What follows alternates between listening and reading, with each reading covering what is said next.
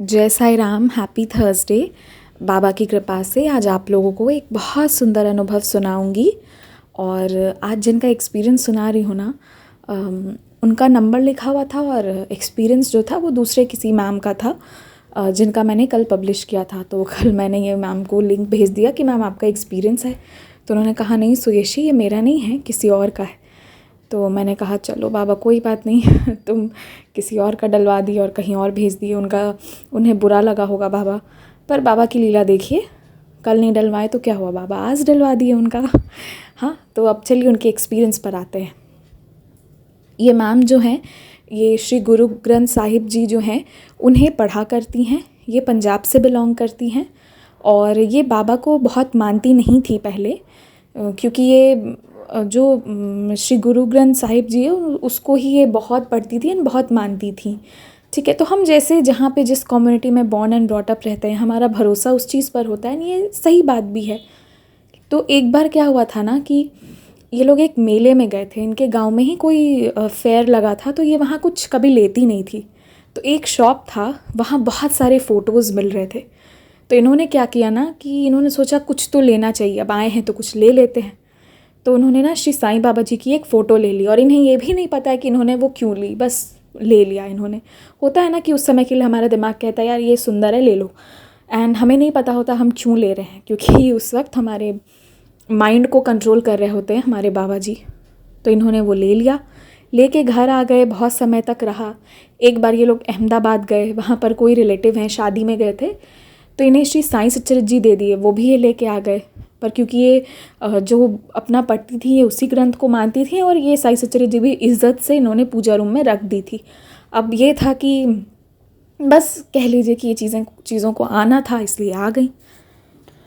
लेकिन एक बात कहूँगी, बाबा की इन पर पहले से ही बहुत कृपा थी कि इनके पास पहले से ही श्री साईं सच्चरित जी पहुँच गई थी। वरना बहुत लोग बहुत परेशान होते हैं, तब जाके उनको कैसे कैसे करके साईं सच्चरित जी मिलती है, ये मुझे पता है।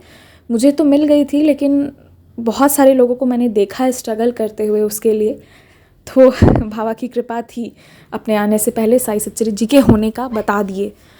उसके बाद क्या हुआ कि कब धीरे धीरे धीरे धीरे करके ये चैनल पे भी जुड़ी और कब कैसे करते करते अचानक से एकदम से बाबा इनके लाइफ में आ गए ना, ये इनको भी नहीं पता चला। और मतलब एकदम से ऐसे होते होते होते इनका हो गया, बाबा पे विश्वास हो गया। और इन्होंने बाबा से एक बात कही कि बाबा, मेरी जो डॉटर है उसका 12th बोर्ड है, तो तुम कुछ ऐसा करो कि इसके रिज़ल्ट्स इतने अच्छे आए तुम्हारी कृपा से, जिससे कि जो बोर्ड है वहाँ पर इसका जो स्कूल के पैम्पलेट्स, बड़े बड़े बोर्ड्स लगते हैं ना, टॉपर्स लिस्ट, उसमें इसका फ़ोटो लगे। इन्होंने एक शौक़ बाबा के सामने ज़ाहिर की, एक इच्छा ज़ाहिर की। अब ये नॉर्मल सी बात है कि अगर हम पूरे दिल से बाबा से मांगे तो जो मांगा है वो नहीं है दूर। हुआ ये कि कोरोना की महामारी आई हुई थी, कोई एग्ज़ाम नहीं हुआ। लेकिन अब एग्ज़ाम हुआ नहीं तो आपको पता है उसके बाद कैसे कैसे लोगों के मार्क्स फिर आ रहे थे, कैसे कैसे भगवान भरोसे ही सबके मार्क्स मिल रहे थे। पर बाबा की ऐसी कृपा हुई कि इनकी डॉटर को बहुत ही अच्छे मार्क्स आए। डेफिनेटली उन्होंने अपने इंटरनल्स में और 11th में अच्छे रिजल्ट्स रखे होंगे, तभी उन्हें अच्छी मार्क्स आई। एंड इतनी अच्छी आ गई जिसका मतलब बाबा की कृपा से कि उनका वाकई में बोर्ड पर टॉपर्स लिस्ट में फ़ोटो जो है वो वहाँ पर लगाया गया। तो ये बहुत खुश हो गई। तो ये इनके साथ पहला अनुभव था, क्योंकि ना उन दिनों कोविड के समय में क्योंकि एग्ज़ाम नहीं हो रहा था, तो किसी का कभी इंटरनल में थोड़ा कम आ गया या कोई एक असाइनमेंट कम हो गया, प्रोजेक्ट ज़्यादा हो गया, कुछ भी ऊपर नीचे हो गया, तो वो एक एक चीज़ बहुत काउंट हो रही थी। और मतलब बच्चों को लगा नहीं था कि हमारे इंटरनल के बेसिस पे हमारी ज़िंदगी का इतना बड़ा जो मार्क्स है उसे डिसाइड किया जाएगा। पर ठीक है, अभी जैसा सिचुएशन आता है इंसान को वैसे बदलना पड़ता है, वैसी सिचुएशंस बदली। पर तब भी बाबा की इतनी कृपा हुई कि उन्हें इंटरनल्स और हर जगह अच्छे मार्क्स दिलवाते हुए और उनसे मेहनत करवाते हुए उन्हें टॉपर बनाए। ये पहली चीज़ हुई। दूसरा जो अनुभव है यहाँ ये है कि बाबा से ये कैसे मिली, उसका एक अनुभव है कि एक बार क्या हुआ, इनके इकोनॉमिक स्टेटस जो है वो थोड़ी अभी ठीक नहीं चल रही है, फिनेंशियल क्राइसिस थोड़ा चल रहा है कुछ पिछले समय से। तो दिवाली के समय पर एक बूढ़ा आया और इनके दरवाज़े पर और कुछ पैसे मांगने लगा।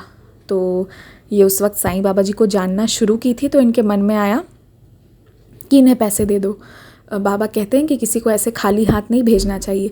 उस दिन सुबह इनके घर पर गर्मा गर्म चाय बनी थी, उपमा बना था, और इन्होंने उनका आवाज़ सुना तो ये भागे भागे गई कि कहीं वो यहाँ से निकल ना जाए रास्ते पर से, क्योंकि उनके उस एरिया में कोई ऐसे बूढ़ा फ़कीर या मांगते हुए नहीं आता है, तो आज किसी का आना उनके लिए एक अच्छी बात थी।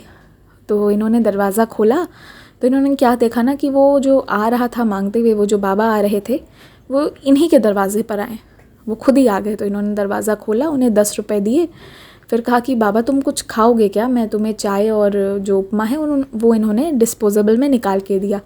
तो वो खाए नहीं, वो उसे रख लिए। उसी समय इनकी जो मदर इन लॉ हैं वो बात करने लगी कि हमारे घर पर बहुत कष्ट है, बहुत दर्द है इस वक्त, पैसों की बहुत तंगी चल रही है वगैरह वगैरह। तो उन्होंने ना एक मोती दी इन्हें, कहा ये मोती तू रख और इसे पूजा रूम में रख, अगले साल आऊँगा तब खाऊँगा। उन्होंने ना खाना एक्सेप्ट नहीं किया, जहाँ मुझे याद है एक्सपीरियंस में उन्होंने खाना एक्सेप्ट नहीं किया, पैसे लिए। और इन्होंने पहले 10 रुपये दिए थे, उन्होंने फिर कहा कि नहीं मुझे 50 रुपये दो। तो उनके पास और 40 रुपये ही घर खर्च के लिए बचे हुए थे। उन्होंने कहा बाबा जी आप ये ले लो, यही 40 रुपये बचे हुए हैं। तो कुल मिला के 50 रुपये हो गए। उन्होंने इनकी मदर इन लॉ से पैसे मांगे थे तो इन्होंने ही दे दिए कि वो कहाँ से लाएंगे, उनके पास तो नहीं है। तो इस तरीके से वो बाबा 50 रुपये लिए और खाना नहीं लिए। उन्होंने कहा कि मैं अगले साल आऊँगा तब खाऊँगा, तेरे घर पर सब ठीक हो जाएगा। और इन्हें एक रेड कलर की मोती देकर गए, बोले इसे पूजा रूम में रखो और पूजा करना शुरू करो। लेकिन पूजा रूम में रखने के बाद क्या हुआ ना कि 3 दिनों तक कहीं से पैसे आने हैं या जो भी है वो और रुक गया।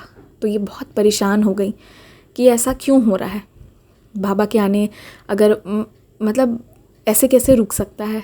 तो इन्होंने ना वो उसे मतलब बाबा जी ने कही थी कि 1 साल बाद उसे नदी में बहा देना, तो इन्होंने 3 दिन बाद ही उसे नदी में प्रवाह कर दिया। सोचा कि इसके होने से और बाधा आ गई है, और जिनको पेमेंट करना था जो कर भी देते थे, ज़िंदगी थोड़ी बहुत चल भी रही थी वो भी रुक गई थी।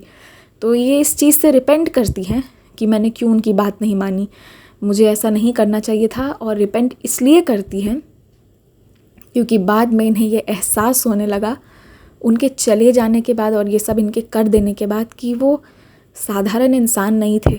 मेरे लाइफ में बाबा आए थे, मैं उनसे मदद मांगना शुरू की थी और वो मुझे मदद करना शुरू किए थे, पर ये मैंने गलती की।